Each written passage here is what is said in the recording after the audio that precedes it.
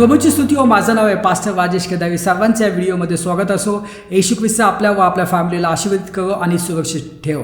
प्रियानो, हा संदेश खूप महत्त्वपूर्ण संदेश आहे आणि या संदेशामध्ये शेवटच्या दिवसात ज्या घटना होणार आहेत त्या घटनांवर आता आपण लक्ष केंद्रित करणार आहोत. आणि पहिली जी घटना यावर आज या व्हिडिओमध्ये आपण लक्ष केंद्रित करणार आहोत ती म्हणजे रॅप्चर. आणि दुसऱ्या व्हिडिओमध्ये आपण रॅप्चरनंतर काय काय गोष्टी होणार आहेत त्यावर लक्ष केंद्रित करणार आहोत. तर रॅप्चर म्हणजे स्वर्गरोहण.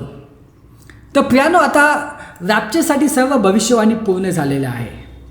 इस्रायल राष्ट्राचं गठन झालेलं आहे 14 मे 1948 आणि पुष्कळ भविष्यवाणी जे आहे ते ह्या सप्टेंबर महिन्यात जेव्हा यहुदी लोकांचं नवीन वर्ष होता रोशांना, तर त्यामध्ये पूर्ण झालेले आहे.